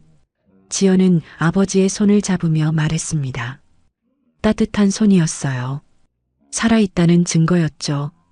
의사가 들어와 차트를 확인했습니다. 환자분 상태가 호전되고 있습니다. 이대로 가면 곧 의식을 회복하실 수 있을 거예요. 정말요? 지연의 눈이 반짝였습니다. 의사는 미소를 지으며 고개를 끄덕였죠. 네, 생명력이 강하십니다. 지연은 눈물을 흘렸습니다. 기쁨의 눈물이었어요. 아버지가 살아날 수 있다는 희망이 보였습니다. 한편 도윤은 구치소 독방에 앉아 있었습니다. 창밖으로 작은 하늘이 보였어요. 그는 그 하늘을 멍하니 쳐다봤습니다. 처음으로 후회가 밀려왔습니다. 왜 그랬을까? 왜 그 노인을 때렸을까? 술 때문이었을까? 아니면 그냥 화가 나서였을까? 이제 다 끝났어. 도윤은 중얼거렸습니다. 권력도, 돈도, 모든 것이 무너지고 있었어요. 처음으로 그는 무력함을 느꼈습니다. 밖에서는 비가 내리기 시작했습니다. 그날 밤과 똑같은 비였어요. 도윤은 창밖의 빗줄기를 바라보며 생각했습니다. 비는 모든 걸 씻어내는구나. 하지만 죄는 씻겨나가지 않았습니다. 비가 아무리 내려도 그가 저지른 일은 사라지지 않았어요. 지연은 병원 창밖으로 내리는 비를 바라봤습니다. 그리고 미소를 지었어요. 이제 곧 끝나요, 아빠. 정의가 이길 거예요. 빗소리가 창문을 두드렸습니다. 하지만 이번에는 무섭지 않았어요. 오히려 모든 더러움을 씻어내는 것 같았습니다. 법정에서의 싸움은 계속될 거였습니다.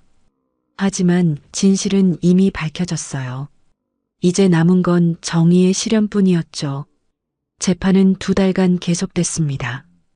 증인 신문이 이어졌고 증거가 제출됐어요. 도윤의 변호인단은 끝까지 싸웠지만 증거는 너무나 명확했습니다. 김 비서가 증인으로 법정에 섰습니다. 그는 떨리는 목소리로 그날 밤의 일을 증언했어요. 본부장님께서 저에게 전화하셨습니다. 증거를 지우라고 하셨죠. 어떤 증거를 말하는 겁니까? 검사가 물었습니다. 김 비서는 잠시 침묵하다가 대답했어요. 대리운전 호출 기록과 CCTV 영상입니다. 저는 본부장님의 명령에 따라 그것들을 삭제했습니다. 방청석에서 웅성거림이 일었습니다. 도윤은 고개를 숙인 채 아무 말도 하지 않았어요. 하지만 저는 양심의 가책을 느꼈습니다. 그래서 블랙박스 영상을 몰래 보관했습니다. 김 비서의 목소리는 점점 커졌습니다. 그는 법정을 돌아보며 말했죠. 저는 제 잘못을 인정합니다. 하지만 더 이상 침묵할 수 없었습니다. 재판장은 고개를 끄덕였습니다. 김 비서는 자리로 돌아갔어요. 그의 눈에는 눈물이 맺혀 있었습니다. 다음으로 의료진이 증인으로 나왔습니다. 담당 의사는 성호의 상태에 대해 설명했어요. 환자는 전신 타박상과 뇌출혈로 입원했습니다. 생명이 위독한 상태였죠. 폭행으로 인한 상처가 맞습니까? 네, 명백히 외부 충격에 의한 것입니다. 의사의 증언은 도윤에게 결정적이었습니다. 변호인단은 더 이상 반박할 수 없었어요. 마지막 공판날이 다가왔습니다. 법정은 그 어느 때보다 많은 사람들로 가득 찼어요. 지연도 경찰 제복을 입고 출석했습니다. 재판장이 입장하고 최종 변론이 시작됐습니다. 검사가 먼저 일어섰어요. 재판장님, 피고인 장도윤은 명백한 폭행치상죄를 저질렀습니다. 그뿐만 아니라 증거를 인멸하고 피해자를 방치했습니다. 검사는 준비한 자료를 들어보였습니다. 피고인은 자신의 권력과 재산을 이용해 법망을 피하려 했습니다. 이는 법치주의에 대한 도전입니다. 피고인에게 엄중한 처벌을 내려주시길 간곡히 부탁드립니다. 검사는 고개를 숙이고 자리에 앉았습니다. 이어서 변호인이 일어섰어요. 재판장님, 피고인은 깊이 반성하고 있습니다. 사건 당일 과음 상태였고 순간적으로 이성을 잃은 것입니다. 변호인은 도윤을 쳐다보며 말했습니다. 피고인은 평소 모범적인 기업인이었습니다. 이번 일은 불행한 실수였습니다. 하지만 재판장의 표정은 굳어 있었습니다. 변호인의 말은 설득력이 없어 보였어요. 선처를 부탁드립니다. 변호인은 자리에 앉았습니다. 재판장은 잠시 서류를 살펴보더니 입을 열었어요. 피고인 장도윤, 최후 진술하시겠습니까? 도윤은 천천히 일어섰습니다. 그의 얼굴은 초췌해 보였어요. 2달간의 재판이 그를 많이 변화시켰습니다. 저는 제가 한 일을 후회합니다. 도윤의 목소리는 떨렸습니다. 방청석이 조용해졌어요. 술에 취해 있었지만 그건 변명이 될 수 없습니다. 제가 한 사람을 다치게 했습니다. 도윤은 지연을 쳐다봤습니다. 지연은 차갑게 그를 응시했죠. 피해자분께 그리고 가족분께 진심으로 사과드립니다. 도윤은 고개를 숙였습니다. 하지만 그의 사과는 너무 늦었어요. 이미 모든 것이 끝난 후였습니다. 재판장은 망치를 들었습니다. 법정이 숨을 죽였어요. 판결을 선고하겠습니다. 재판장의 목소리가 법정에 울려 퍼졌습니다. 피고인 장도윤은 폭행치상죄로 징역 5년을 선고합니다. 방청석에서 탄성이 터져 나왔습니다. 지연은 눈을 감았어요. 눈물이 흘러내렸습니다. 또한 증거인멸 혐의로 추가 징역 2년을 선고합니다. 총 징역 7년입니다. 재판장이 망치를 내리쳤습니다. 탕! 그 소리와 함께 도윤의 운명이 결정됐어요. 도윤은 그 자리에 주저앉았습니다. 변호인들이 그를 부축했지만 그는 힘없이 고개를 떨구었어요. 피고인을 법정 구속합니다. 재판장의 명령이 떨어지자 교도관들이 다가왔습니다. 그들은 도윤에게 수갑을 채웠어요. 차가운 금속이 손목을 감쌌습니다. 지연은 자리에서 일어났습니다. 그녀는 도윤 앞으로 걸어갔어요. 2사람의 눈이 마주쳤습니다. 당신이 짓밟은 건 한 사람의 인생이에요. 지연의 목소리는 차갑고 단호했습니다. 도윤은 고개를 숙였어요. 아무 말도 할 수 없었습니다. 제 아버지는 평생 성실하게 살아온 분이에요. 그런 아버지를 당신은 벌레처럼 짓밟았죠. 지연의 목소리는 떨렸지만 그녀는 참았습니다. 이제라도 죗값을 치르세요. 그게 당신이 할 수 있는 유일한 일입니다. 도윤은 여전히 고개를 숙이고 있었습니다. 교도관들이 그를 끌고 법정을 나섰어요. 복도에는 기자들이 몰려 있었습니다. 카메라 플래시가 터졌고 질문이 쏟아졌죠. 장도윤 씨, 판결에 대해 어떻게 생각하십니까? 항소할 계획이십니까? 도윤은 대답하지 않았습니다. 그는 그저 고개를 숙인 채 걸었어요. 한때 당당하게 걷던 그의 모습은 어디에도 없었습니다. 지연은 법원 계단에 서서 하늘을 올려다봤습니다. 햇살이 따뜻하게 비치고 있었어요. 구름이 천천히 흘러가고 새들이 날아다녔습니다. 아빠, 해냈어요. 정의가 이겼어요. 지연은 작게 속삭였습니다. 그리고 병원으로 향했어요. 아버지에게 이 소식을 전하고 싶었습니다. 병원에 도착한 지연은 중환자실로 갔습니다. 의사가 그녀를 맞이했어요. 박지연 씨, 좋은 소식이 있습니다. 무슨 소식이신가요? 환자분이 의식을 회복하셨습니다.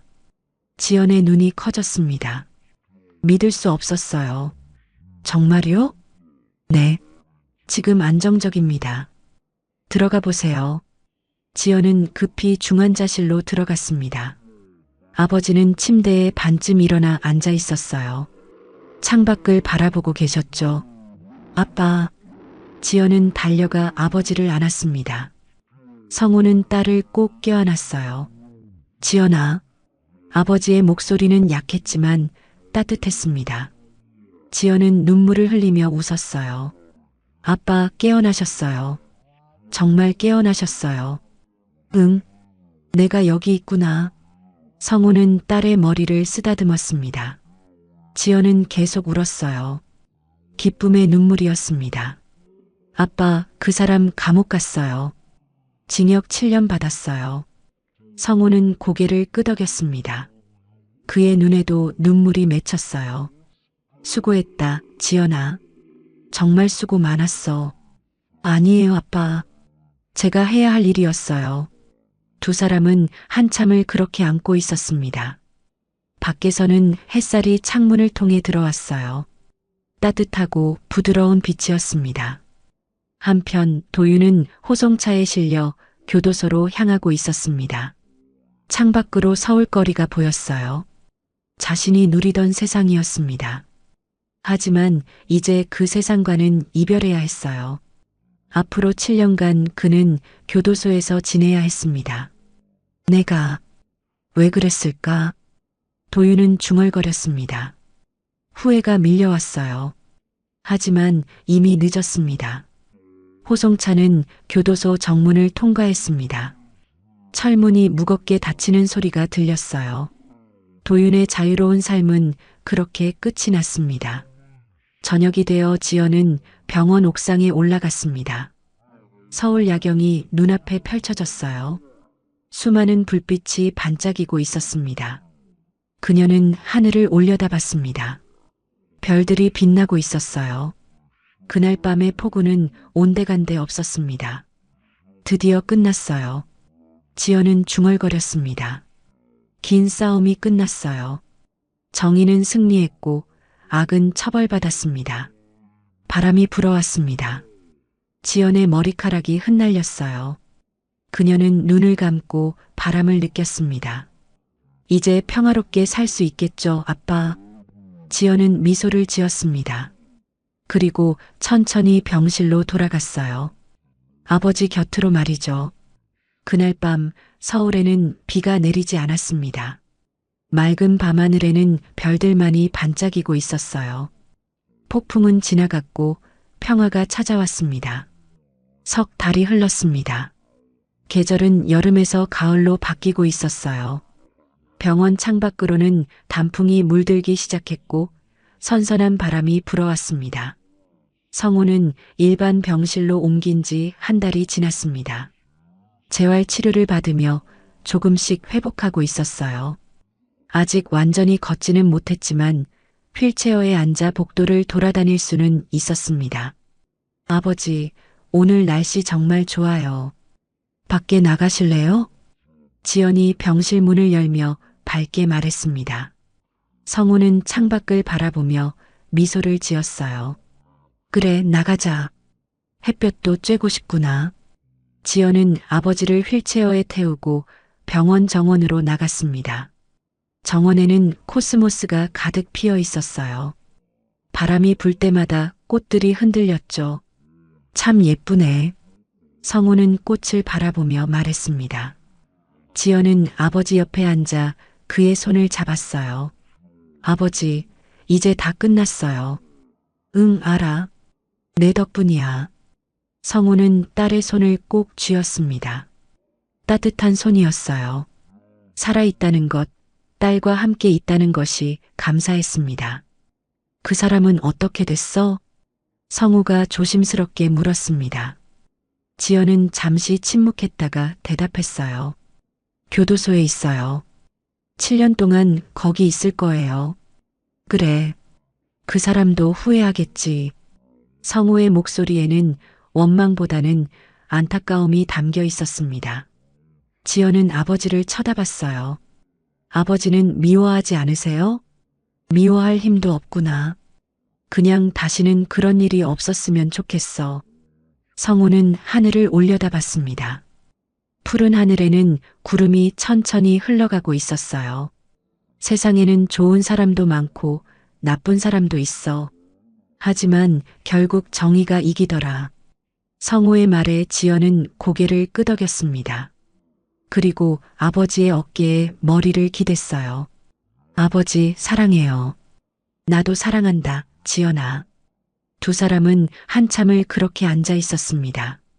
바람이 불어와 코스모스를 흔들었고 햇살이 따뜻하게 그들을 감싸주었어요. 며칠 후 성우는 퇴원할 수 있게 됐습니다. 의사는 집에서 계속 재활 치료를 받으라고 당부했죠. 환자분 정말 많이 좋아지셨어요. 생명력이 강하십니다. 감사합니다, 선생님. 성우는 의사에게 인사했습니다. 간호사들도 모여 배웅해줬어요. 건강하세요. 또 뵙겠습니다. 성우는 손을 흔들며 병원을 나섰습니다. 지연이 휠체어를 밀며 함께 걸었죠. 병원 현관을 나서자 햇살이 눈부시게 비쳤습니다. 와, 정말 좋다. 성우는 눈을 가늘게 뜨며 햇살을 느꼈습니다. 오랜만에 느끼는 자유였어요. 집으로 돌아온 성우는 거실 소파에 앉았습니다. 익숙한 집이 너무나 반가웠어요. 지연은 부엌에서 따뜻한 차를 끓여왔습니다. 아버지, 녹차예요. 천천히 드세요. 고맙다. 성우는 차를 마시며 창밖을 바라봤습니다. 창밖으로는 단풍이 물든 나무들이 보였어요. 바람에 낙엽이 떨어지고 있었습니다. 계절이 바뀌었네. 네. 이제 가을이에요. 지연은 아버지 옆에 앉았습니다. 두 사람은 말없이 차를 마시며 창밖을 바라봤어요. 지연아. 네, 아버지. 앞으로는 대리운전 안 할 거야. 지연은 아버지를 쳐다봤습니다. 성우는 미소를 지으며 말했어요. 이제 나이도 있고 몸도 예전 같지 않아. 그냥 집에서 쉬면서 살 거야. 좋은 생각이에요, 아버지. 제가 아버지 모실게요. 고맙구나. 내가 있어서 내가 사는 거야. 성우는 딸의 손을 잡았습니다. 지연은 눈물이 핑 돌았지만 참았어요. 대신 밝게 웃으며 말했죠. 아버지, 저녁에 뭐 드시고 싶으세요? 제가 만들어 드릴게요. 된장찌개 어때? 내가 끓인 된장찌개가 먹고 싶구나. 알겠어요. 맛있게 끓여 드릴게요. 지연은 부엌으로 가서 요리를 시작했습니다. 칼질 소리, 냄비 소리가 집안을 가득 채웠어요. 성우는 그 소리를 들으며 평화로움을 느꼈습니다. 저녁이 됐습니다. 식탁에는 따뜻한 된장찌개와 반찬들이 올라왔어요. 지연은 아버지가 먹기 편하게 밥을 준비했습니다. 아버지, 드세요. 응, 잘 먹겠습니다. 두 사람은 마주 앉아 저녁을 먹었습니다. 된장찌개는 구수하고 따뜻했어요. 성우는 한 숟가락 떠먹고 미소를 지었죠. 맛있다. 역시 내가 끓인 게 제일 맛있어. 많이 드세요, 아버지. 밥을 먹는 동안 두 사람은 소소한 이야기를 나눴습니다. 지연의 직장 이야기, 동네 소식, 그리고 앞으로의 계획. 평범하지만 소중한 대화였어요. 식사를 마치고 설거지를 하는 동안 성우는 거실에 앉아 텔레비전을 봤습니다. 뉴스가 나오고 있었어요. 재벌 3세 장도윤, 교도소 복역 중. 화면에는 교도소 담장이 비쳤습니다. 앵커는 차분한 목소리로 말했죠. 폭행치상 혐의로 징역 7년을 선고받은 장도윤 씨가 현재 교도소에서 복역 중입니다. 이 사건은 법 앞의 평등을 다시 한번 확인시켜준 계기가 됐습니다. 성우는 화면을 보다가 리모컨으로 채널을 돌렸습니다. 더 이상 그 사건에 대해 생각하고 싶지 않았어요. 이제는 평화롭게 살고 싶었습니다. 밤이 깊어갔습니다. 지연은 아버지가 편히 주무실 수 있도록 이불을 덮어드렸어요. 아버지, 편히 주무세요. 응, 너도 일찍 자거라. 네, 잘 자요. 지연은 불을 끄고 나왔습니다. 복도를 걸으며 그녀는 창밖을 봤어요. 밤하늘에는 별들이 반짝이고 있었습니다. 다 끝났어요. 이제 평화롭게 살 수 있어요. 지연은 중얼거렸습니다. 그리고 자신의 방으로 들어갔어요. 다음 날 아침 햇살이 창문을 통해 들어왔습니다. 성우는 눈을 떴어요. 새들의 지저귐이 들렸고 바람 소리가 들렸습니다. 좋은 아침이구나. 성우는 혼잣말을 했습니다. 그리고 천천히 몸을 일으켰어요. 아직 다리에 힘은 없었지만 조금씩 나아지고 있었습니다. 거실로 나가자 지연이 이미 아침을 준비하고 있었습니다. 식탁에는 따뜻한 죽과 반찬이 놓여 있었어요. 아버지, 일어나셨어요? 응, 일찍 일어났구나. 아버지 아침 드셔야죠. 두 사람은 함께 아침을 먹었습니다. 창밖으로는 햇살이 밝게 비치고 있었어요. 지연아, 오늘 날씨 좋네. 산책 나갈까? 좋아요, 아버지. 근처 공원 가요. 식사를 마치고 두 사람은 밖으로 나갔습니다. 지연은 아버지의 휠체어를 밀며 천천히 걸었어요. 동네 공원은 단풍으로 물들어 있었습니다. 와, 정말 예쁘다. 성호는 감탄했습니다. 빨강, 노랑, 주황색 나뭇잎들이 바람에 흔들리고 있었어요. 아버지, 여기 벤치에 앉으세요. 두 사람은 벤치에 앉아 공원을 바라봤습니다. 아이들이 뛰어놀고 노인들이 산책하고 강아지들이 뛰어다녔어요. 평화로운 일상이었습니다. 지연아, 고마워. 네. 내가 있어서 내가 이렇게 살 수 있어. 정말 고맙다. 성호의 눈에는 눈물이 맺혔습니다. 지연도 눈물을 참으며 말했어요. 아버지야말로 저를 키워주셔서 감사해요. 앞으로도 오래오래 건강하세요. 그럴게. 약속한다. 두 사람은 손을 맞잡았습니다. 햇살이 그들을 따뜻하게 감싸주었어요. 하늘에는 구름 한 점 없었습니다. 맑고 푸른 하늘이 펼쳐져 있었죠. 그날 밤의 폭우는 이제 먼 기억이 됐습니다. 비는 모든 흔적을 지웠습니다. 하지만 정의만은 남았어요. 그리고 사랑도 남았습니다. 아버지와 딸의 사랑, 서로를 아끼는 마음이 말이죠. 성호는 하늘을 올려다봤습니다. 그리고 작게 중얼거렸어요. 비가 멎었구나. 이제 맑은 날만 있을 거야. 지연은 아버지의 말을 듣고 미소를 지었습니다. 그리고 함께 하늘을 올려다봤어요. 바람이 불어왔습니다. 낙엽이 흩날리고 코스모스가 흔들렸죠. 하지만 그것은 더 이상 슬픔의 바람이 아니었습니다. 희망의 바람이었어요.